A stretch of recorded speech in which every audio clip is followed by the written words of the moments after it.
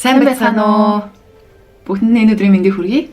За манай подкастны 10 дугаар дугаар гарахад бэлэн болсон байна.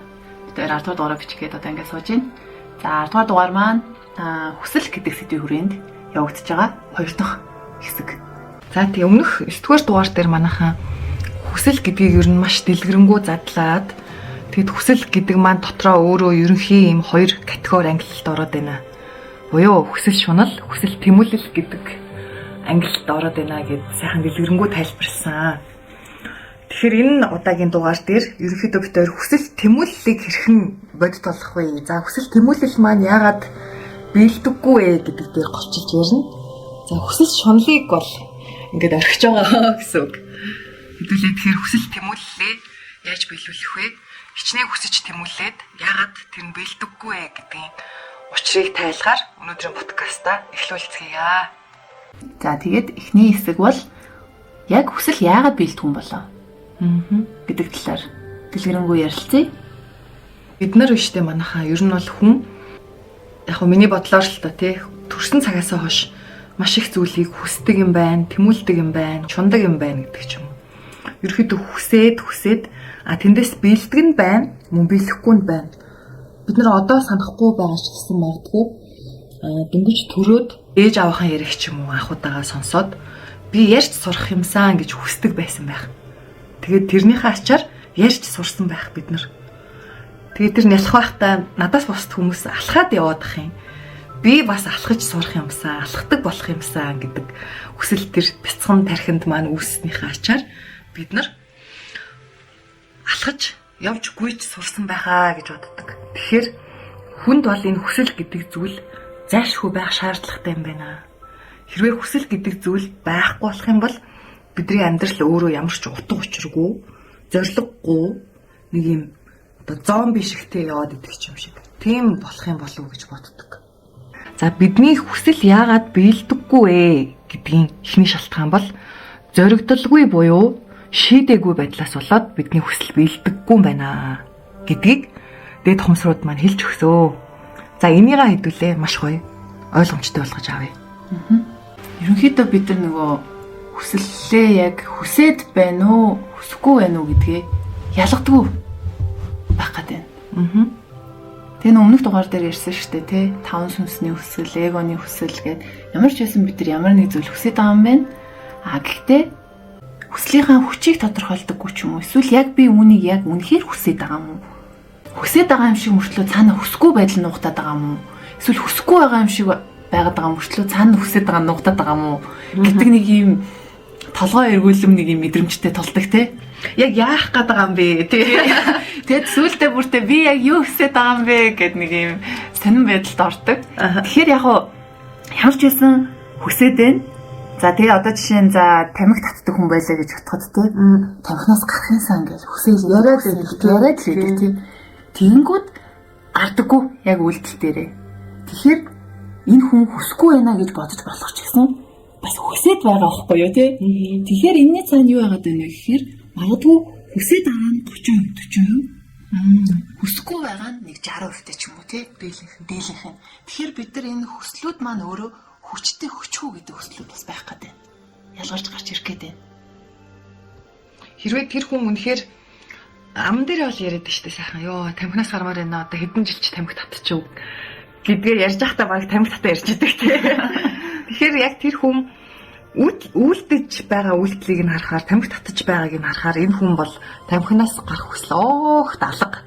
Гэхдээ яриагийн сонсохоор ер нь тамхинаас гарахыг хүсээд байна гэдгээр ингээд гайханаар чи энэ яг яах гээд байгаа юм бол гээд.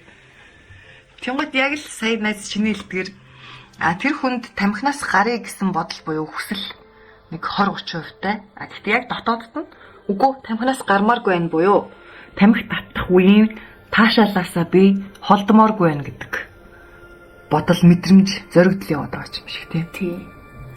За тэгэхээр хэдүүлээ энэ хүсэл биелэхгүй байгаагийн хамгийн нэгдүгээр шалтгаан нь энэ зоригдолгүй шийдэлгүй байна гэдэг нь таны хүслийн хүч өөрөө сул байна гэдэг утгыг хэлээд байгаа. Хүн юунд хүрөөнд те хүслээ яг би хүсэж гин үү яаж ийн гэдэг ингээд жинлэх нь шүү дээ те. За яг хүсэж байгаа нь хэдэн үе, хүсэхгүй байгаа нь хэдэн үе гэж ангилаад Тэгчээд яг аль талтаагаар зогсмоор байгаа юм бэ гэдэг маш зөрөгтэй шийдэх хэрэгтэй тий. Үнэхээр л одоо үр дүн нь би тамхи татсаар байгаа бол окей.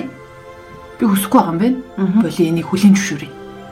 Тэгэхгүй нөгөө нэг 30% руугаа би дахиад нөгөө хүсээд байгаа гэдэг тэр зүйл рүү ингээ энерги зарцуулаад байгаа байхгүй. Яг үнэ. Тэ? Тэгэл нэг биелсэн ч биелээгүй ч ингээл зөвхөн тамхин дээр ч битэр чи ингээ өчнөө өслөд байгаа шүү дээ. Тий. Тэгэхээр бид нар чинь тэнд ингээд шаардлагагүй энергийг зарцуулаад байгаа байхгүй. Тэгэхээр шийдчих. Гар нь гарахгүй. Тий. Одоо энэ цаг үед мөнгө гэдэг зүйл бол үнэхээр бидний хувьд чухал байгаад байна шүү дээ. Мөнгө бол одоо нийгмийн арилжаа солилцооны хамгийн гол хэрэгсэл болчиход байна тий. Бид нар мөнгө байж ижил хувцсунаар идэж уух зүйлээ худалдаж авна. За гадагшаа нутгашаа явна гэдэг ч юм уу. Бидний энэ хүсэж байгаа зүйлийг биелүүлэх гол хэрэгсэл маань өөрөө мөнгө болчиход байдаг. Тэгээ надад мөнгө хэрэгтэй байна гэдэг.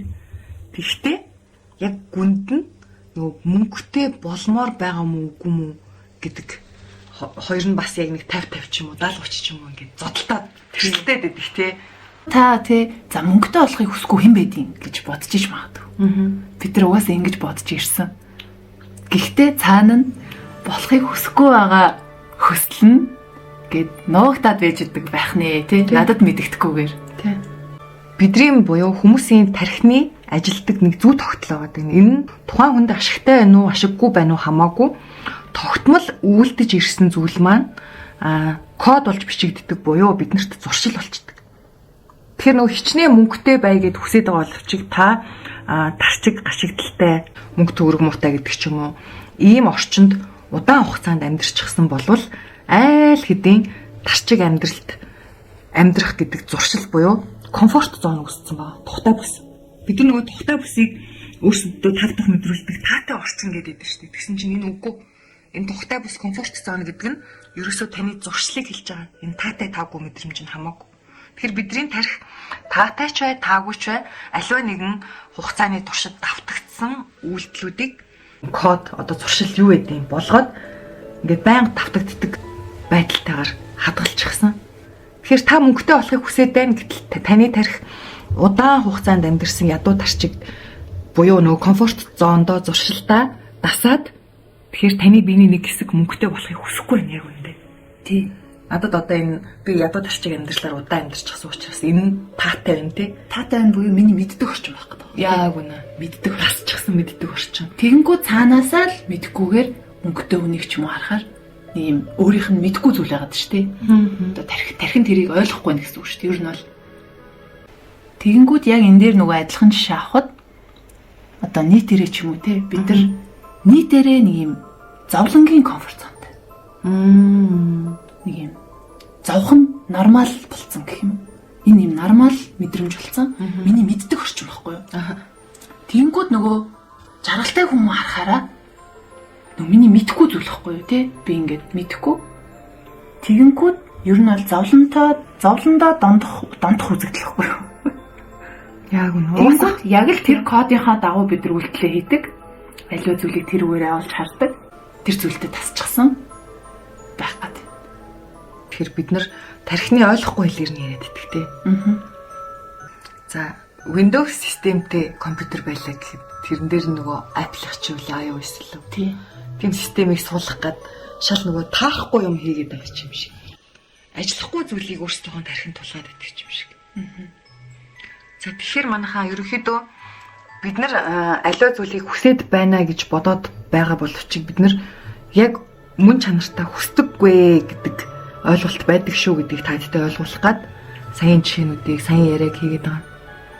Тэгээд хэрвээ хүн ерөөсөө шийтгэл юм бол ямар ч зүйлийг биелүүлдэг нөгөө уулыг нурааж усыг гатлна гэдэг шиг те. Тэгэхээр бидний хүсэл яагаад биелэхгүй нэг бол бид нар яг үнэндээ тэр зүйлийг чин сэтгэлээсээ үнийг бий болгоё. Энэ цэгт би хүрья гэдэг шийдвэрийг огт гаргаагүй байдаг гэсэн үг. За тэгэхээр та эдийгээ өөрсдийнхөө хүсэж байгаа зүйлийг бодит болгохыг хүсэж байгаа зүйлдээ хүрэхийг яг шийдсэн үү гэдгээ өөрсдөө дахин нэг тунгаагаасай гэж хүсэж байна. За түрүү инэрэлт маань альва нэгэн хүслийг бид нэр хүслээ гэхэд яг тэрнийг хүсэж байгаа хүслийн маань хүч гэдэг юм яваад байгаа шүү дээ. За жишээлбэл тамхинаас гармаар байгаа хүн гэхэд 30% нь тэр хүний тамхинаас гармаар байна. 70% нь тамхи татах үеийн таашаалыг дахин мэдрмээр байна гэдэг нэг юм хүсэл яваад тэр нь зөрчилдөд тэр хүн хизээш тамхинаас гарахгүй чигээр яваад байна гэж ярьсан шүү дээ. За тэгээ энэ дээр яг тодруулаад ярих юм бол дараачийн бидний хүсэл биелэхэд саад болдог саад гэдгийн хоёр дахь нь гараад ирж байгаа. За энэ нь юу вэ гэвэл бид нар тухайн хүслийг биелүүлснээр ямар үр дүнд хүрэх вэ гэдгээ тооцоолж чаддаггүй буюу мэддэггүй. Энэ маш бүрхэг сэдв хэвээрээ байгаад байдаг. Бүр ойлгомжтой бол төрөж хаан жишээг авчий те. Би турснараа надад ямар ашигтай юм бэ гэдгээ хүмүүс мэдэхгүй байна. Буюу ямар үр дүнд хүрэх гээд байгаагаа мэдрэхгүй байна гэсэн үг тийм. Зүгээр яг тэр туранхай байх гэдэг хүсэл нь зүгээр нийтлэг эмэгтэйчүүдэд ч юм уу хүмүүст яагаад энэ хүсэл байгаад байгаа вэ гэхээр өнөөдрийн бидний амьдарч байгаа нийгмийн маань стандарт өөрөө туранхай хүмүүс болгоо үзэсгэлэнтэй хүмүүс юм а гэдэг нэг юм нийтийн кодчлал, нийтийн дүр зураг. Тэгэхээр тэр хүмүүс маань туранхай байх нь надад ямар ашигтай юм бэ гэдгийг ботхоос илүү нийгмийн тавьсан стандарт нь туранхай хүмүүсийг үзэсгэлэнтэй гойд тооцож байгаа бол би тэр гой хүмүүсийн нэг бай гэдэг зүгээр юм ухамсаргүйгээр те шууд тэрэнд хүрэх гээд байна. Гэтэл туранхай байх гэдэг чинь өөрөө хүн одоо эрүүл байгаагийн шинж тэмдэг юм аа. Хөдөлгөөнтэй байгаагийн шинж тэмдэг юм аа. За дээрэс нь өөрийнхөө одоо хоолонд энэ биендээ эзэн байгаагийн шинж тэмдэг юм аа гэдэг ч юм уу. Энэ гүн тэр ашигт талуудыг нь харахгүй зүгээр ингээ харанхуугаар те. За нийтэд энэ тренд гоё байгаа юм бол би энэ трендийг дагъя гэдэг яваад байгаа юм шиг. Тэгэхээр нөгөө хүсэл нь хүчгүй юм те. Тийм хүчгүй. Яг өөрийн хүслээр хийгдээгүй бусдыг даган дуурайж байгаа учраас хүчтэй биш. Сул хүсэл байгаад байдаг те. Тэнгүүд яг нөгөө нэг эрүүл мэндийн бүр чухал одоо онц шаардлагатай болсон хүмүүс центр байдаг шүү дээ тий. Эсвэл одоо юу гэдэг юм. Айгу нөгөө бүтээгүү хайрч гэдэг юм уу тий. Айгу хүчтэйгээр ингээд нөлөөлсөн. Тэнгүүд тийм хүмүүс бие сайжруулах тий. Эрүүл биетэй болъё, турайч гэдэг юм уу тий. Тэр хүсэл нь айгу өндөр гарч ирдэг. Одоо энэ хүсэл биелснээрээ надад ямар үр өгөөжийг үр дүнг авчрах вэ гэдгээ бид нар тодорхойлох шаардлагатай юм шиг. Жишээлбэл тий нэг тийм үгнүүд афоризм ч юм уу яваад идэв чи сүүлийн үед. Жилдээ нэг удаа өөрийнхөө өмнө нь очиж байгаагүй газараа очиж. Тэргэлтэй. Тэгэн гот яг эх жил би одоо тэр улс руу очиж үзнэ. Тайланд ч юм уу те. За Герман ч юм уу явнаа гэд өөртөө одоо зорилго нэм хүсэл тавилаа гэхэд та Тайланд юм уу Герман явлаа гэхэд танд ирэх үр өгөөж нь юу юм бэ гэдгийг яг ингээд тодорхой болгоод те. Би энэ амьдралыг харах өнцгөөд хэлмээр байна. Өөр улсын хүмүүс яаж амьдардаг вэ гэдэг тэр соёлтой танилцмаар байна. Өөрийнхөө орчныг шинжилмээр байна. Энэ орчныг шинжилснээр надад ийм үр нөлөө гарах гээд байна гэдгийг сайтар таних хэрэгтэй. Зүгээр л гадагш явах нь гоё те. Нөгөө жилдээ нэг удаа өөрийнхөө явж байгаагүй газар руу яваарэ гэсэн зөвлөгөөгч юм уу дагаж байгаа бол энэ хүсэл нэг тийм хүчгүй. Тэг бэлэх үг нь тодорхойгүй. Тийм байна, тийм байна.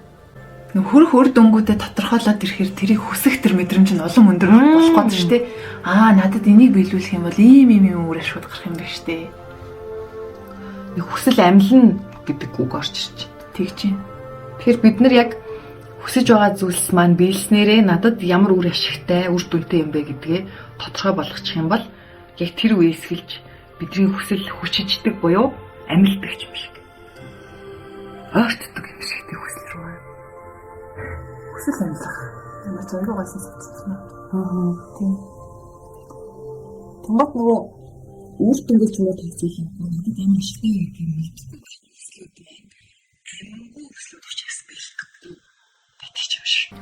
За ингээд хүсэл биелдэггүй хамгийн гол 3 дахь шалтгаан нь бид нар хүслээ биелүүлэх үйлдэл хийдэггүй буюу үйлдэл авдаггүй гэдэг сэдв орж ирж байгаа.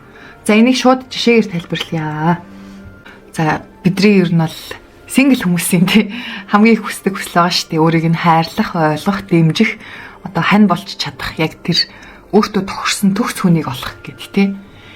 Тэгэхээр ерөнхийдөө яг ингээд анзаараад хахаар хүмүүсийн хувьд одоогийн өөрийн байгаа төвшнөөсөө дандаа давсан зүйлийг хүсдэг буюу өөрөөсөө илүү хүнийг хүсдэг.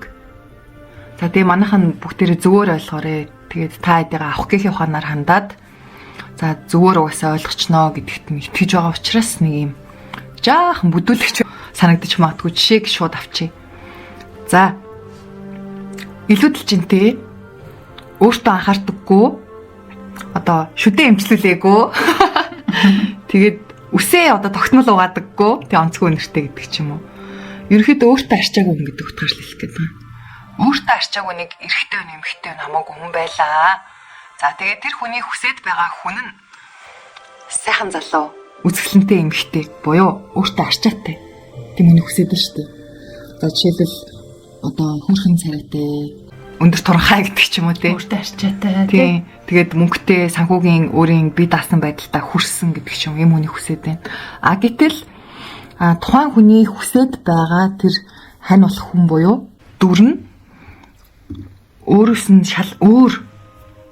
Ерөөхдөө яг нэг эсрэг талд нь оршоод байгаа. Буюу өөрийнхөө хүсэж байгаа хүндээ тэр хүн тэнцэхгүй байх гэсэн үг. Өөртөө хайргүй хүн өөртөө маш их хайртай хүнийг хамтрагчаа болгохыг хүсэж байгаа гэдэг ойлголт. Тэнгот тэр өөрийгөө арчилдаггүй, өөртөө арчаагүй, өөрийгөө хайрладаггүй хүнийг яг үндэ бот байдал тэр хизээч өөрийгөө хайрладаг, өөртөө арчаатай хүн тоохгүй. Буюу тэр хоёрын энергийн орон зай нийцэхгүй, хоёр өөр ертөнцид оршиж байна гэсэн үг шүү дээ. Тэгээ жишээлбэл ингээд өмнөх бас подкаст дээр ярьсан тий. Шүдэ эмчлүүлдэггүй, бахан хумс сормос хэлгээ яваад байдаг. Тэр үнтэй ингээл яг гадна төрхөн ах харахад тэг үг сольж үзээгүй таалагдлаа гэл. Сайн уу гэл мэдлсэн чинь тэг өдөөс нь сайн гэсэн чинь ингээд амар юм муухай үнэртэй амьсгал угтах юм бол бид нар яадаг үлээ тэг. Шууд үнэлэмж ингээд шалаар нэг болтон шүү дээ. За окей. Йоо гэд нөгөө баг амар гоё гэж харж исэн нүд маань хараа маань өөрчлөгддөг тийм. Эндээс манайхаа юу хэлэх гээд байгаа юм бэ гэхээр бидний хүсэл биелдэггүй 3 дахь том шалтгаан гэх юм бол бид нар тухайн хүсэж байгаа зүйлийнхаа шаардлага буюу цензурт нь хүрдэггүй гэсэн үг. Ийм үг байдаг шүү дээ. Мөнгөтэй хүмүүс бол маш ухаантай хүмүүс байдаг гэх. Тэгээ тэр мөнгөтэй хүмүүс яг үнэндээ хизээч өөрийнх нь мөнгийг үрэх, хоосруулах, мөнгөнийх нь хэмжээг багасгах хүнийг сонгохгүй буюу өөрөөсөө тэнэг хүнийг хайрлахгүй. Ядагл тархаараа дурладаг хүмүүс гэсэн үг. Дурлах гэж байгаа хайр дурлалын харилцаа ч юм үүсэх гэж байгаа хүмүүс байна уу? Ерөнхийдөө нийгмийн харилцаанд орох гэж байгаа бүх хүмүүстэй цензуур тавьдаг гэсэн үг. За энэ хүн миний мөнгийг үржүүлэх хүн мөн үү? Энэ хүн за миний мөнгийг үржүүлэхгүй байлаа гэхэд миний мөнгийг үржихэд хувь нэмрээ оруулах хүн мөн үү гэж ингэж тооцооллын үндсэн дээр хүнд дурладаг төрлийн хүмүүс байна. Ухааны шалгадж байгаа юм шиг. Яг. Эмэгтэй хүмүүсийн хувьд те маш ингээд мөнгөтэй ч юм уу, баян залуутай ч юм уу үерхэж та урт удаан хугацааны харилцааг хайж байгаа бол энэ хүмүүс ухаантай тийм үнийг хайдаг. Яг үнэндээ. Богино хугацааны харилцаанд бол ухаан их хамаагүй те. Зүгээр сайхан сексийн таашаал тэр өөр одоо хүнээс авах мэдрэмжийг дүүргэх орон зай гэдэг ч юм уу нэг юм богино хугацааны төр зүрийн зүйлийг л хайж байна. Тэнгууд хэдүүлэнгийн ярьж байгаа ч юу нь бол урт хугацааны харилцааг хайж байгаа төрлийн хүслээ хэрхэн дүүргэх вэ? Энтэй холбоотой хүслүүд яагаад дүүрэхгүй байна вэ? Гэдэг шалтгааныг л олох гээд байна шүү дээ. За тэгээд ер нь маш олон хүмүүсийн хувьд гадаад хэл сурах гэдэг хүсэл байдаг шүү дээ. Би бол энийг бүр байнга сонсдог. Насаараа англи хэл сурах гэж хичээгээд англи хэлийг ерөөсөө сурч чадахгүй байна гэдэг яриад байдаг. Тэгвэл та тэр англи хэл сурыг гэж анх хүссэн хугацаанаасаа өнөөдрийг хүртэл англи хэл сурахад ямар зүтгэл хичээлийг гаргасан бэ гэхээр хариулж чаддаггүй. Би яг өндөө хичээл зүтгэл гаргаагүй л гэдэг тийм. За дахиад нэг жишээ авах юм бол орлогоо өсгөё гэд хэдүүлээ хүн болгоны хүсэл байгаа даа шүү дээ. Илүү их би мөнгөтэй болмоор байна гэдэг. Гэтэл тэр орлогоо өсгөх үйлдэл хийдэггүй буюу одоо таныг маш бага өртгөөр үнэлж байгаа, маш бага цалин хөлсийг өгж байгаа байгууллагаасаа гарахгүй ажиж илүү орлого хүсэж байдаг.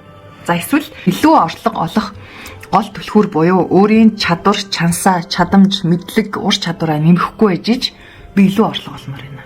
Тэгтээ. Би нэг нөө бүрийн подкастн дээр сонсч ирсэн. Бүрий Японы хэл дээр хөтчиэдэг байсан юм байна. Тэгээд ерөнхийдөө бас орлого дайжгүй байсан. Тэгээ нэг удаа араб хэл дээр хөтчиэдэг хүнтэй таарлцсан чинь бүрийн авдаг цалингаас 5 дахин илүү байсан гинэ. Тэнгуут бүрий эн чинь нөгөө ховор чадвартай, ховор чадамжтай хүмүүс маш өндрөөр үнэлэгддэм биш үү гэдгийг ойлгосон гэдэг нэг подкастн дээр ярьжсэн. Тэгвэл таны яг одоогийн байгаа чадвар чадамж чинь ховор чадвар муу юм уу? Энийг хэрвээ захын хин нэгэн хийчих чадхаар бол таны одоогийн мундаг чадвар гэж бодоод байгаа чинь яг үнийг хэлэхэд уучлаарай, чадвар биш ээ. За наа чин зүгээр нормал буюу энгийн тий хүн одоо амьд явахын тулд амьсгалдаг гэдэгтэй адилхан зүгээр энгийн зүйл болчиход байгаа байхгүй. Тий одоо эмнэлт дээр хоёул MSS группт ажилладаг байсан. Тэгвэл MSS группийн тэр ажиллах боловсон хүчнээ сонгодог хамгийн гол шалгуурын нэг нь гэх юм бол за энэ хүний тэр онцгой чадвар нь юу юм бэ гэдэг байсан шүү дээ. Монголоор дөрвөн маркетрууд байна. Монголоор дөрвөн санхүүчд байна. Тэгвэл таны өөрийн чинь бусад маркетруудаас ялгарх чадамж юу юм бэ гэдэгтэр л ерөөсөө онцгойлдог байсан тий. Тэгэхээр та үнэхээр бусдаас одоо ялгарх чадамжгүй буюу бусдаас илүү үнд цэнийг зах зээлд нийлүүлж чадахгүй бол таны орлого өсөх боломжгүй гэдгийг ер нь яг энэ хүсэж байгаа амьдралын туршлагаас шууд хэлмээр санагдаж байна. Бүтээгдэхүүн дээр ч гэсэн тий. Талхуул янз янзаараа байж л байна. Тэгэл бүтээгдэхүүнүүд олон төрөл байх тусмаа тий. Тэгэл янз янзаараа байж гин онлайн шоп хийж байгаа хүмүүс зөндөл байна тий. Гэхдээ яагаад одоо юу гэдэг нь ялгарч тий. Онцгойлж ингэж амжилтанд хүрээд байгаа хүмүүс бол тодорхой хэмжээнд өөрсдийнхээ тэр дахин давтагдчихгүй тэр цор ганц өгөгдлийг тий ялгарчлаа бий болгоцсон. Ялгарл буюу ондоош гэдэг зүйлээрээ тэрийг одоо худал санал болгоод нь шүү дээ тий. Тэгэхээр бүхэнд байдаг чадвар бол энэ бараг чадвар гэж хэлэхээс илүү байвал зохихгүй тийм байхгүй тий. Байх ёстой ч юм уу. 3 сая төгрөгийн гар дээрээ цалин авдаг байлаа гэхэд та одоо 7-8 сая төгрөгийн цалин авдаг болмоор байна гэх юм бол 7-8 сая төгрөгийн цалин авдаг хүмүүсийн чадамж ямар байдсан бэ гэдгийг судлах буюу 7-8 сая төгрөгийн цалин өгдөг ажилдаа тэнцвэц хүнийг та бий болох хэрэгтэй гэсэн үг. Тэгэхээр та яагаад одоо 3-4 сая төгрөгийн цалин дээр гацаад байна гэх юм бол нэгдүгээрт та таны чадамжийг үнэлэхгүй байгаа газарт байгаад байна. Хоёрдугаар шалтгаан нь таны чадамж одоо авж байгаа цалин мөнгөндөө тохирохуйц үнэлэгдэж байна гэсэн үг. Тэгэхээр хэдүүлээ өөрөө өөртөө сайжруулж байж өчигдрийн өөрөөсөө өнөөдөр та илүү болж байж тэгээд энэ үйлдэлийг дахин давтаж өдөр бүр сайжирч байж таны хүсэл тэмүүлэл, хүсэл мөрөөдөл, хүсэл зориг гэдэг зүйл маань бэлхнэ. Бид хоёр одоо ингээд за нийтлэг хүмүүсийн хүсэл бол мөнгө гэж яриад шүү дээ. Ер нь ингээд мөнгөний жишээнүүд байнга орж ирээд байдаг шалтгаан нь ер нь юу юм бэ гэдээ тайлбарлавал зүгээр юм болов уу гэж бодож байна. Тэнгүүд мөнгө бол өөрөө энэ 3T буюу одоо бидний энэ амьдарч байгаа хэмжээстийн хамгийн хүчтэй одоо энергийн төлөв гэх юм уу? Одоо энергийн биечсэн байдал. Тийм болохоор энэ хүч чадлыг өгж гин эрх чөлөө гэдэг зүйлийг өгч байгаа учраас энэ өөрөө хүчтэй байгаа. Тэгэхээр бид нар нөгөө мөнгөөр аливаа нэг хүний энергийг худалдаж авдаг гэсэн үг тийм. Ажил хийлгэж гин худалдаж авлаа. Тэрний цаана бас хөдөлмөр энерги байгаа тийм. Тэрийг худалдаж авч байгаа хэрэгсэл гэдэг утгаараа энэ нөгөө хүн болгоны хүсэж байгаа зүйл ер нь яагаад хүчтэй байгаад байгаа юм гэдэг шалтгааныг энэгээр тайлбарлаж байгаа шүү. Яг мөнгө гэдэг зүйл маань өөрөө бий болохоос өмнөх цаг үеүүдэд солилцоо гэдээ явж ирсэн шүү дээ. Нийгмийн харилцаа ч өөрөө. За жишээлбэл та маш уран дархан байлаа гэхэд өөрийнхөө хийсэн утга, тогоо, данх юу гэдэг нь те тэргээ уурлаад мал аж ахуй эрхэлдэг айл дээр очиод нэг тогоо, данх, утгаа нэг юм хоноор сольж авдаг ч юм уу. Солилцоон дээр явдаг байсан. Энийг яг жоохон ухаад хэдүүлээ гүнзгийрүүлэх юм бол те энэ том сэдвийг мөнгө гэдэг зүйл маань маш том энэ эд баялаг гэдгийг бүхэлдэн төлөөлүүлсэн одоо физикал хэлбэрт хувирсан энерги гэж ойлгож болох гэдэг. Өмнөх цаг үедэд хүн төрөлхтөө анх удаа бүх зүйл арилжаа одоо солилцоон дээр явагддаг байжгаад тэгээд нэг л зүйл дээр төвлөрөөд тэр зүйл нь бүх зүйлийг худалдаж авах чадвартай боломгц мөнгө буюу тэр бүх зүйлийг худалдаж авах боломжтой хэрэгсэл дээр бүх төрлийн энергиуд төвлөрсөн байна гэсэн үг. Энэ дээр нөгөө шунал орж ирж байна. Бусдад туслах сэтгэл орж ирж байна. Өөрийн хүслийг биелүүлэх хэрэгсэл болж орж ирж байна. Одоо нийгмийн харилцаанд орох хэрэгсэл гэдэг ингээд бүх энерги төвлөрөнгөт тэр эд баялаг гэдэг цэвэр эрчим маань өөрөө жоохон бохирдсон байгаа тийм. Яг үнэн булангартсан. Тэнгот за яг өмнөх эрэнд ийм байжгаад одоо бидний хилжиж байгаа бомбын эрен гэдэг ч юм уу энэ алтан эрэнд мөнгө гэдэг маань цэвэр байдал дээрээ буцаж очих гээд байна. Цэвэр төлөв дээрээ буюу эд баялагийг нийтэд нь төлөөлөх арилжааны хэрэгсэл болох гээд байна. За тэгээд энэ маш гүн ойлголт. Бид хоёр мөнгө гэдэг сэдвээр тусгаалan подкаст хийн. Тэгэхээр ерөнхий ойлголтыг өгөөд энэ хүртэл дүүргийа манайхан. Аха. За тэгэнгүүт дөрөв дэх шалтгаан маань бидэрт одоо цаг нь болоог хүсэл гэж байдаг бахнэ. За тэгээ бид нар нөгөө ярьдэн шүү дээ, divine timing, тэнгэрлэг цаг хугацаа. Тийм. Аливаа юм нөгөө болох цаг хугацаанд болдгоо гэж бид нар бас зарим хүмүүс итгэдэг, зарим хүмүүс итгэдэггүй тийм үйл явдлууд байдаг. За тэгэнгүүт энэ нь одоо яг ямар учиртай вэ гингүүд. За одоо хоёр хүн дээр жишээ авлаа гэж бодоход. За хоёр хүн яг нэг тодорхой цаг хугацаанд уулзаж нэг нэгнийхээ хань ижил болж яг арга бэлэг шиг ингээд уулзаад гоё амьдралыг цогцлоох тэр боломж бүрдэх хугацаа гэж байдаг. Тэрнээс наанд өөр өөртөө хорийг цэвэрлэгч гэдэг юм уу? Өөр өөртөө одоо mindset буюу тэр оюун ухааныг бэлэн болгох, тэр сэтгэл зүйг бэлэн болгох. Тэр цаг хугацаанд хүрээгүй буюу түрүүний яг өмнөх жишээн дээр ярьдаг шиг бэлэн болоогүй цаг хугацаан дээр буюу тэр одоо үе шатн дээр байгаа үед нэгнийгээ одоо татагдаж уулздаг. Тэнгүүд яг цаг хугацаанд бэлэн болонгууд би энтэйгээ уулзаад золгоод тэгээ ингээд явдаг. Ийм цаг хугацаа гэж бас байгаад байгаа. Йоо найзаа би сая нөгөө Батрэгзэдмаа гэд манай Монголын амар гой зохиолч хичээн зөвхөн хайр гэд ном ирсэн бохгүй юу? Арга бэлэг гэд нэг юм шүлэг. Бүр миний анхаарлыг шууд татаад. Тэгсэн чи тэрэн дээр хожимдож учирсан чамдаа баярлалаа. Учир нь үүнээс өмнө учирсан бол чи намайг хайрлахгүй байсан. Би чамайг танихгүй байсан. Гэт яг нэг тийм үг гарч ирсэн бохгүй юу? Тэр шүү санаанд орлоо. Гоё юм тий. Тий. Эндээс нь шүү дээ манайхаа аливаа ямар нэгэн зүйлийг хичнээн хүслээгээд одоо тэр зүйл танд ирлээ гэхэд тэр зүйлийн үн цэн нь өөрөө ажиллахгүй. Танд үн цэнийг мэдрүүлэхгүй. Тэр зүйл танд тэр цаг үед таны хүсэж байгаа цаг үед ирлээ гэхэд өөрийнхөө ашиг тусыг үр дүнгийн гаргаж чадахгүй үед тэр зүйл маань үгс ирдэггүй. Тэр чинь нөгөө болохгүй байгаа шалтгаан нь би бэлэн биш байж идэг ч юм уу тий. Тэнгүүд одоо юу гэдэг магадгүй Монголд байхгүй ч юм уу айгу ховор мэрэгжил тий. Хүсдэг хүн бай гэж бодъё. Би яг л ийм зүйл хиймээрэн би энэ мэрэгчлэр ажилламаар байна. Тэнгүүд тэр нь Монголд ч юм уу магадгүй дэлхийн хааны газар тэр ажлын байр үсэйг гэж бол тий. Би өнөөдөр манайхаа Инстаграмаас нөгөө Монгол улс маань метротой болох гээд анхны тэр метро барих газрын хөрсний өрөмдлөгөө хийлээ гэдэг мэдээг уншиж байгаа. Яг тэр метро хот төлөвлөлт ч юм уу те тэр бүтээн байгуулалтын чиглэлээр гадаад улсуудад маш өндөр боловсролыг эзэмшсэн манай супер Монгол залуу үеийнхэн маань байгаа шүү дээ. Тэгэхээр метроны төсөл хэрэгжих хүртэл тэр хүмүүсийн эзэмшсэн мэрэгжил ямар ч үн цэнгүй байсан. Метротой болох төсөл хэрэгжиж эхлэх цагаас нөгөө хүмүүсийн маань мэрэгжил үн цэнтэй болж эхэлж штеп. Тэнгуут яг энэ шиг ертөнцид яг энэ тэнгэрлэг цаг хугацаа гэдэг нь аливаа бүтээлийг бий болох тохиромжит цаг хугацаа гэж ерөнхий юм төлөвлөгөө байт юм байна. Тэгээд тэр цаг хугацаанд болоог байхад бид нар хичнээн хүсээд тэр хүсэл мөрөөдөл түүнтэй холбоотой хүсэл зорилго маань бэлдэггүй, хүлээгддэг. Энэ бэлэхгүй гэсэн үг биш. Хүлээгддэг гэсэн үг. Яг бидний нөгөө төвчээрийг шалгаж идэх тий. Чи үнэхээр энэ зүйлийг хүсэж байгаа ёо. Хүсэж байгаа бол натаа хүслийг хадгалж байгаарэ. Утахгүй натаа ч юм болиулаа шүү гэд орчлоо ирсэн. Ингээд хараа иж идэх тий.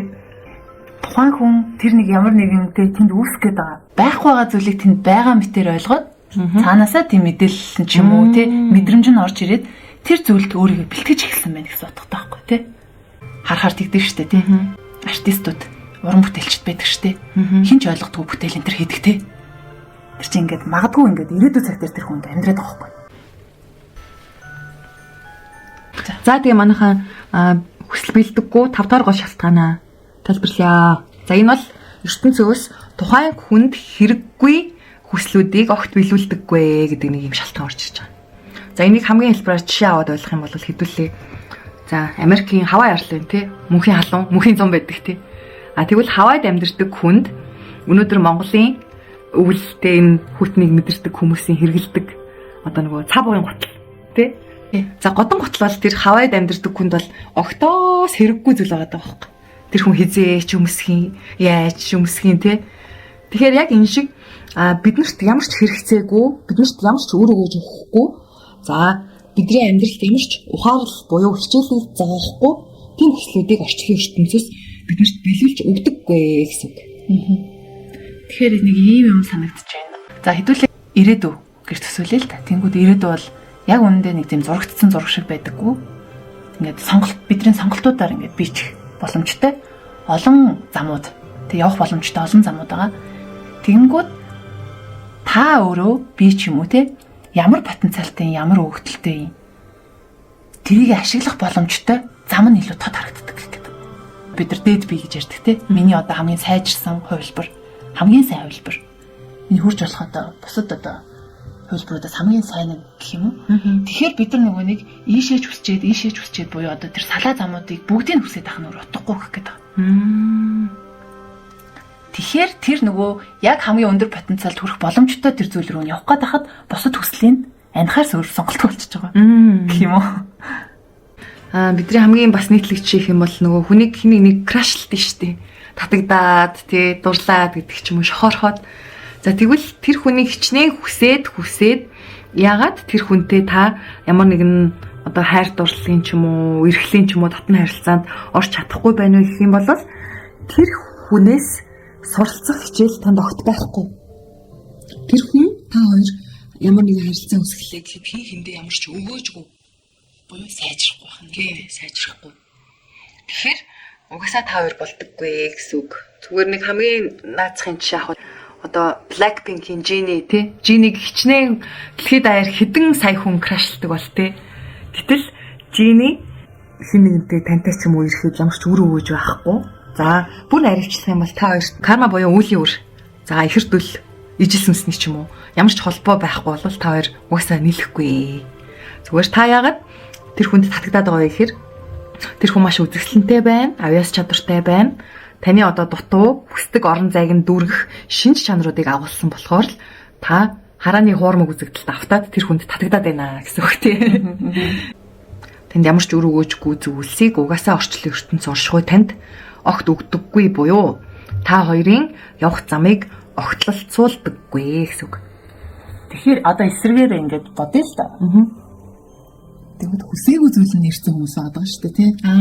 Энд чинь ерөөсөө л цаана та тухайн хүнээс суралцах ямар нэг хичээл байна л гэсэн утгатай. Тэгэнгүүт тэрний араас та сайжрах гэдэг нь гэсэн. Шат ахих гэдэг нь гэсэн. Өөрийгөө багч гэсэн таних гэдэг нь гэсэн. Нэг юм суралцаад арай ухаантай болох гэдэг нь гэсэн үг тий. Хүмүүс яг тэгдэг шүү дээ нөгөө миний одоо бодож хүсэжсэнээс би шал өөр хүнтэй ингээ учирчлаа. Тэгээ салж чадахгүй амар хэцүү байна би зовж байна гэдэг тий. Энэ хүнтэй яагаад та учирсан бэ гэхээр орчлон ертөнцөөс энэ хүнээс маш чухал хичээлийг сураатгаач гэдэг шалтгаанаар л. Ерөнхийдөө том зургаараа гэвэл таныг асар том амьдралын хичээл орчлон ертөнцийн жам хуйланд суралцуулах гад та хоёрыг учруулчих гэсэн үг. Тэгээ юм болгон учиртай байдаг. Учрал болгон учиртай. Аливаа тохиолдол бүхэн учиртай байдаг гэдэгт ер нь л итгэх хэрэгтэй. За тэгэхээр манайхан сая болохоор ерөөхдөө энэ 5 гол шалтгааныг дурдсан. Бид бүхний те хүсэж байгаа хүсэл ягаад бэлдэггүй гэдэг шалтгаануудыг энэ 5 сэдвт багцлаад хэлж байгаа. За олон байгаа. Гэхдээ энэ 5 сэдвт ерөөхдөө бүх төр шалтгаанууд нь багцлагдаад орж байгаа шүү гэдгийг ойлгоорой.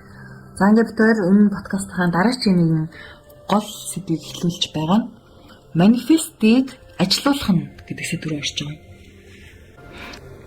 За манифест гэдэг зүйл буюу орчлон ертөнцид хүслээ мэдүүлж байгаа.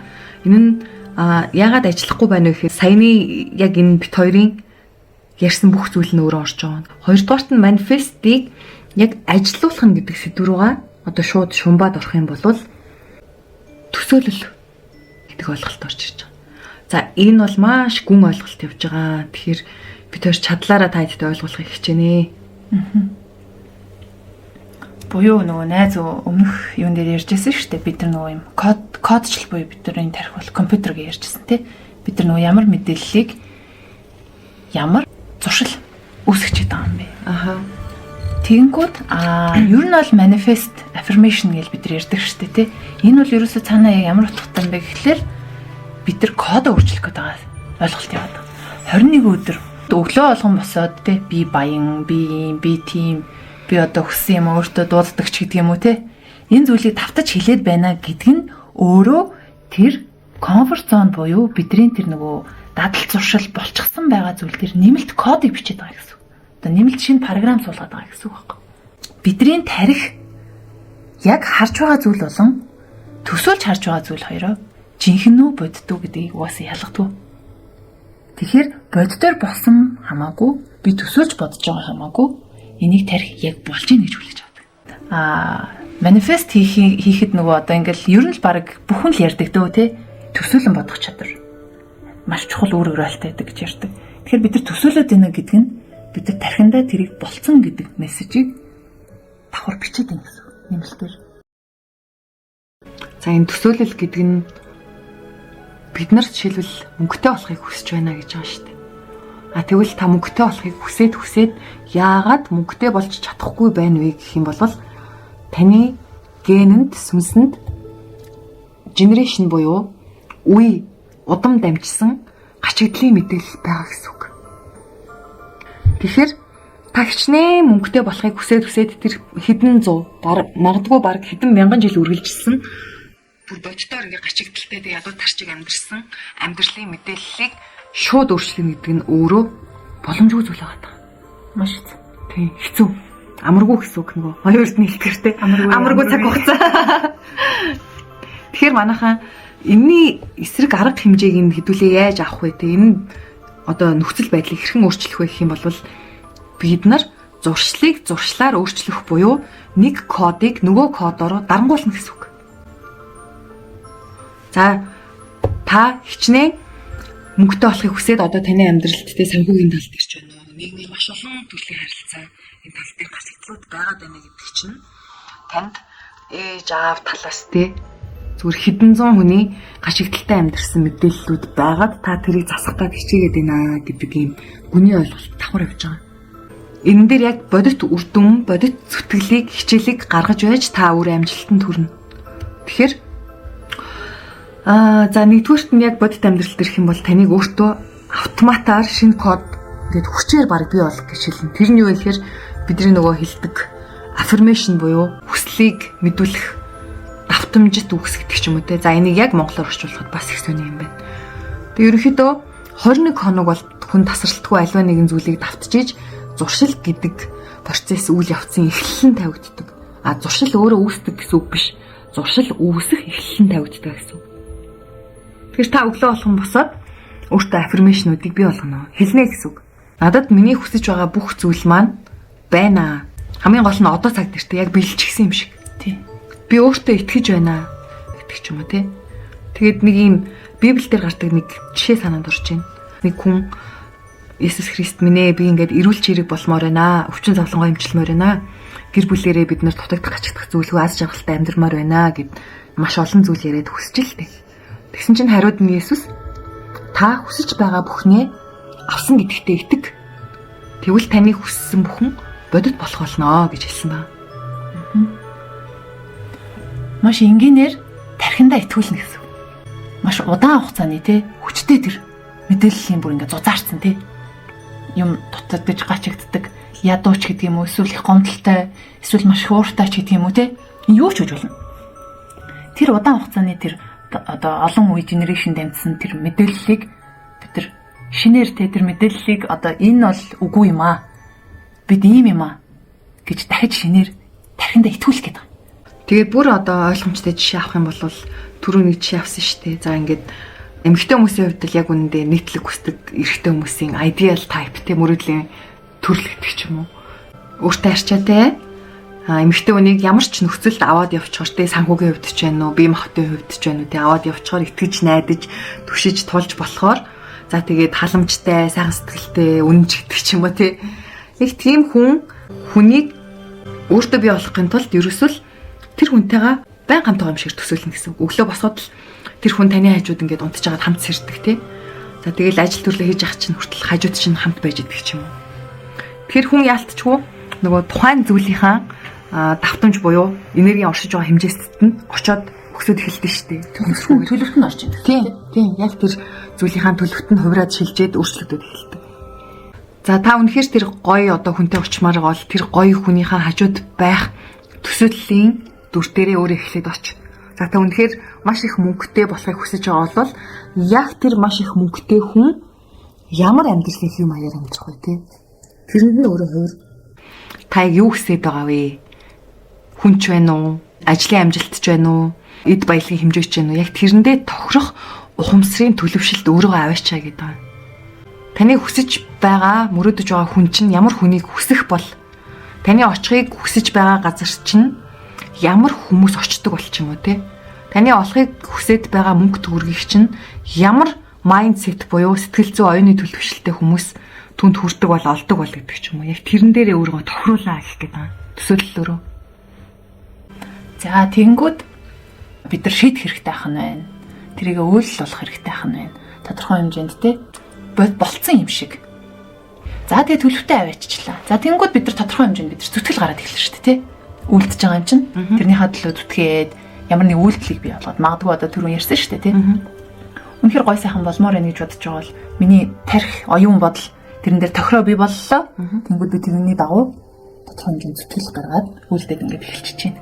Тэнгүүд бидний үйлдэж чаддгүй баг хүн болгоны хийж чаддгүй ганц зүйл байна. Энэ бол турш тавтал.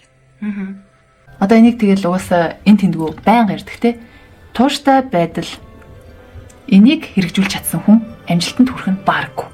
Бидний хамгийн том гаргадаг алдаа бол богино хугацааны хүлээлт. Би том юмд хүрэх гэж байгаа бол би цаг хугацаа зөв тодорхойлж чаддаг. Сарын дотор би гоё биетэй болно гэдэг. Уртууд одоо богино хугацааны үр дүнг хүсэж идэг. Тэгэнгүүт сарын дараа зүтгэж байгаа, төсөөлж байгаа, үлдэж жагаад би нөгөө өссөн биен дээр ирсэнгүү гэж ихэнх нь бууж өгдөг. Яг амжилтанд хүрсэн хүмүүсийн гол эдэг зүйл юу гэвэл мэдээж холын зураг харсан байгаа. Гэхдээ би зөвхөн өдөрт энийг хийхэд л болно. Буюу өнөөдөр дээрээ төвлөрч амьдэрдэг. Яг одоо цагтаа төвлөрдөг гэх юм уу? Эндээс ургаж гарч ирж байгаа санаа нь бидний хүлээлт бидэрт бас садаалдаг байна. Үр дүнгийнхаа үр шимийг хүртэх цаг хугацаа буруу тооцоолдог. Фитнест яваад сар явангуудаа те яагаад би турахгүй байна? Яагаад 6 толгойд булчин гарахгүй байна гэлтэй. Гэтэл энэ 6 толгойд булчин гарна гэдэг чинь ерөөхдөө жинхэнэ хүмүүсийн үед унджаар баг нөгөө жилийн хөдөлмөр байгаа шүү дээ. Бүтэн жил.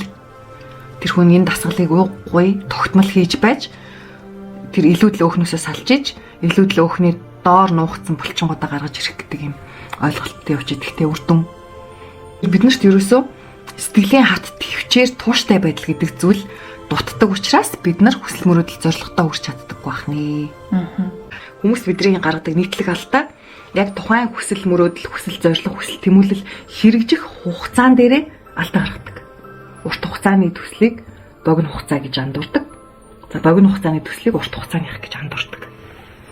Цаад ер нь хэлэх гээд байгаа санаа нь за манифест тэ хүслээ биелүүлэх энэ ич хэдийн юм шиг сонсогдож байгаа. Гэхдээ яг үнэндээ тийм ич хэдийн юм шиг ойлголт яг үнэндээ байхгүй. Яг муухай ах тий. Гэхдээ анх яг спиричуалтэй сүнс ухамсарын замаар ингээ орж явж чигсэн юм ич хэдийн юм шиг мэдрэмжийг авах гад тий. Би ертөнцид төслийн мэдээлж надад ингээ биелүүлэх юм байна ч юм уу тий. Яг энэ манифестэд итгэх нэг юм зүйл болж исэн. Гэхдээ энийг цааш нь ухаж судлаад яг энэний цаана юу байгаад байгаа юм бэ? Яг ямар те мөн чанар, ямар юм процесс, ямар юм холбоо хамаарал яваад байгаа юм бэ гэдгийг ойлгоод ирэхээр энэ бол эргээд бид нар нэгэнд хүн тэр чинь бүр юм цогцоор оршоод байгаа. Ямар ч тийм ич хэдийн хин нэгэн хүн гарч ирээд чамд ямар нэгэн байдлаар энэ чиний хүсэл маяг ингээд ийлээ гэдэг юм зүйл байхгүй гэдгийг эртхэн хүлээмжшүүлж. Тэг яг үнийг хэлэхэд та гэдэгт бас тэг манифест яаж юм гэдэг зам үйлийг уулан зааж өгнө гэж бодож ирсэн. Тэгээд өчигдөр ертөнцийн тухамсруудаас асуусан чинь одоо тэг хүмүүст ингэж үлгэр ярихаас залхаж байна. Одоо үннийг хүн төрөлхтөн мэдэх цаг болсон гэж хэлсний үндсэн дээр ямар ч хэд манифестийн зам үйлийг бид хоёрт хэлж өгөөгүй. Тэгэхээр яг үннийг мэдэхтэй энэ өөрөө өөртөө хүслийг биелүүлэх, өөрөө өөртөө хон тэр заяанда амьдралтаа эзэн байх түүнийг л хүмүүст ойлгуулж өгөөч гэдэг ийм мессежийг бид хоёрт өгсөн. Яа гэвэл хүн төрөлхтөн бидний нийтээр орж байгаа энэ бомбын 95 дугаар хэмжээст буюу 5D ертөнц гэдэг маань өөрөө дөрөв нь өөрчлөгдсөн. Яг өмнөх цаг үедэд энэ манифест гэдэг ч юм уу ийм зүйлсүүд, ийм зам үйлүүд ажилтдаг байсан байна. Гэхдээ энэ шинэ ирэн буюу дундын ирэнд ийм зан үйлүүд энэ бүхэн ажиллах хугацаанд дууссан. Бүх зүйл шинжлэгдсэн буюу манай дэлхийн оршихуй орчлон ертөнцийн ажиллах дүрм нь апдейт хийгээд шинжлэгдсэн юм гэсэн үг. Тэгэхээр бид хоёр хэнийг ч хуурмааргүй байна. Хинт ч одоо худал тийм ажиллахгүй ич хэдийн нэг юм гайхамшигтай бибиди бабиди бүү гэсэн аргыг ярмааргүй байна тийм зөвхөн магадгүй надад үйлчлдэг зүйл өөрөө үйлчлэхгүй ч болох байхгүй тийм. Тэгэхээр тэрийг яг үйлчлэнэ гэдэг ингэж ахах асуудал бас биш. Чи нөгөө ертөнцийн өөрөө ерөнхий нэг дүрмүүдэд захирагдаж байгаа гэдэг шиг. Ерөнхий нэг хууль зам гэж байгаа гэдэг шиг. Ерөнхий юм ойлгочихлоо. Та өөрсөн дээр буулгаад өөрсдийнхээ тэр зүйлийг бүтээн гэсэн. Тэгэхээр та өөрөө бүтээгч гэдгийг санах хэрэгтэй. Хүн төрөнд. Бүтээн гэдэг чинь оюун бодлоо бүтээн, мэдрэмжээ бүтээн, ямар үйлчлэхээ бүтээн те. Ямар бүтээл гаргахаа бүтээн гэсэн ойлголчууд. Тэгэхээр өөр тохирсон тэр арга техник зүйлийг бүтээнэ л гэдэг санаа. За өнөөдрийн дугаараар хамгийн гол нь та эдтэй хүнийг нэг хуурсан хүслээ бичээд хүсэл биелжтэй маа гэдэг ч юм уу те. Яг үндэ юм худал төөрөгдлөөс гараасаа багч гисэн гараасаа хичээл зүтгэлгүйгээр юу ч үр дүнд хүрэхгүй гэдэг орчлонгийн энэ хуулийг бас жоохон ч гэсэн мэдрүүлж тайлбарлах эмчийн сэтгэл дээр үндэслээд энэ подкастыг хийлээ. Тэгээд ертөнцийн ажиллах зарчим нь бол худал хуурмагт өөрөө дурггүй хин хичээл зүтгэл гаргана түүнийг харамгүй шагнана гэсэн оршихуйн хууль байдаг. Тэрнээс шууд тэнд очиод мөрөг энд очиод мөрөг. Тийм. Хүсэл яваад хүслийн хаданд хүслийн шинүүл биелнэ энэ төр гэдэг нэг үлгэрийн ярмааргүй энэ тий. Хэдүүлээ газар тий практикал бай. Үнэхээр арга билгийг хослуулъя тий. Угаасаа энэ шинэ ирэн чинь өөр ямар учиртай гэвэл өмнө нь хүн төрлөختөн нэг бол бэлэг ертөнцөөр хит дагнадаг байсан. Одоо сүнс даалт ертөнцтэй ээж гэдэг ч юм уу. Нөгөөс нь аргаар тий. Нэг бол арга ертөнц рүү хитрхи одоо дагнадаг байсан. За тэгвэл бидний одоо энэ яриад байгаа шинэ ирэн маань өөрөө арга билгийн тэнцвэр дээр орших ийм шинэ ирэн ертөнцийн одоо цаг хугацааны тоолол эхэлчихсэн байгаа учраас аль болох арга билгийг одоо яаж хослуулах вэ тий. Тэр тал дээр нь сэтэл санааг өгөхийг зорилоо. ертөнц өөрөө маш ухаалаг ийм нэгдсэн ухамсар байгаа даа. Энэ дэлхий дээр амьдарч байсан бүх цаг үеийн суу тухаантууд ертөнцид мэрэгдийг нийлүүлснээс ч илүү ухаалаг нэгэн нэгдсэн ухамсар байгаа даа та. Тэгэхээр ертөнц тэнэг биш учраас хизээч явцгүй санаанд одоо хөрөнгө оруулалт хийхгүй байхгүй тий. За тийм байна. Тэгэхээр хэдүүлээ ертөнцийг бас дутуу үнэлээд тий. Тэгээд дураад яваад байна тий. За тэгээд та хэд маань яг энэ подкастыг сонсож байхад анзаарснаа анзаараагүй юу? Яг нэг маш чухал point гарч ирсэн. Хүсэл амьлах. Тэгэхдээ бид хоёр энийг наадаг бэлэн бодоо өгөхгүй. Тэр ярьсанчлан зүтгэл гаргах хэрэгтэй. Өөрөө бодож өөрийнхөө тэр амьдралын хэм маяг, бодлын цар хүрээ, бодох процесс, хүн болгоны бодох процесс шал өөр байдаг. Тэрэндээ тохируулаад энэ зүйлийг ухаж нэг ойлгож үзээрэй. Тэрний даалгавар. Тийм. Хүсэл амьлах гэж юу вэ? Гэт таныг сайн ухаад бодоод үзтээ. Тэрнийг яагаад хэлж байгаа гэхээр манайхаа энэний хүсэл бэлдэггүй. Тэг учраас хүсэл амьлж байж бэлдэг. Тийм бол одоо орчлон ертөнцийн ажилтдаг зарчим бидний ярьдаг юм бол нууц мэдээлэл واخгүй юу? Нууц мэдээлэл битээр гэж хэлэхгүй. Тий. Энийг ийм зүйл байгаа шүү гэдгийг өгчөж байгаа. Тэгээ энийг яг ойлгоод чадах юм бол бүр яа бас тий. Тэгэхээр бодоод үзээрэй. Нэг ч ихсэн хүн тэндээсээ яг гаргалгааг нь гаргахаа. Энэ бол эцсийн шат шүү. Тийм. За тэг яг нөгөө манифестийн зан үйл хийх бол Google дээр ч юм уу те бусад YouTube суугуудаар бүр хахаж цадгаар их мэдээллүүд байгаа. Тэгэхээр бид хоёр та нартай ийм зан үйл хийгэрэй гэж юусэн хэлэхгүй. Яг тэгвэл та нар маань манифестийн ямар ч зан үйлийг хийж болно заяа энэ ингээд нээлттэй чөлөөтэй. Хамгийн гол нь тэр манифестийг хийхдээ саяхан ярьсан зүйлсүүдийг санаарай, шигтгээрэй. Манифест хийхээсээ өмнө эдгээр зүйлсийг нэг ухаж тунгаагаад одоо ажил хэрэг болох гээд үзэрэй л гэж хэлэх гээд байгаа. Хэрвээ эднэрийг одоо саяхан ярьсан зүйлсүүдийг та нар маань шигтгээд ухаж тунгаагаад яг тэр зөв систем буюу цэцгийг гаргаад хүслээ ертөнцид мэдүүлээд өөрөө өөртөөсөө гарах зориулж чадах юм бол ямар ч манифестийн арга хэрэгжих болно гэдгийг бүрэн итгэлтэйгээр хэлж байна. Тэ? Тийм түрүү нөгөө хэллээ шүү дээ, тий. Тийм чарга сайн, ийм чарга сайн. Яагаад тань тохирохгүй байгаа юм бэ? Тий. Гэдэг чинь бид нар өөр компьютер ихгүй юу? Тэгэхээр та итгэж л байгаа бол тэр чинь зөв. Итгэж л байгаа бол тэр чинь үйлчлэн. Таны итгэл юу ч хийж болно тий. Тэгэхээр санаа нь та өөр тохирсон манифестын аргыг бүтээх гэдэг. Тэр ажилтдаг манифест. Зөвхөн танд тохирсон тий. Бид нар ч өөр програмтай, өөр компьютер байгаа шүү дээ. Ерөнхий зургаар ижил боловч амьдралын туулал туршлага, ихтгэл үнэмшлээс өөр байгаа учраас их манифестын арга тань тохирохгүй байгаа нь ийм учиртай. Тэгэхээр бид нар өөрсдөө ажилдаг тэр аргачлал системийг өөрсдөө бүтээх нэ. За юм байна. За тэгээд өнөөдрийн подкаст маань өндөрлж байна. Манай подкастын ураа та засварвал ертөнц засарна. Та өрчлөгдвөл ертөнц өрчлөгдөнө. 2025 онд та бүхний маань хүсэл тэмүүлэл, хүсэл зориг, хүсэл мөрөөдөл бүхэн бэлэх болтугай гэж чин сэтгэлээсээ өрөөж байна. Ерөөл Батар шигээ. За 2025 оны эхний дугаараар уулзтлаа. Түр баяртай. Баяртай.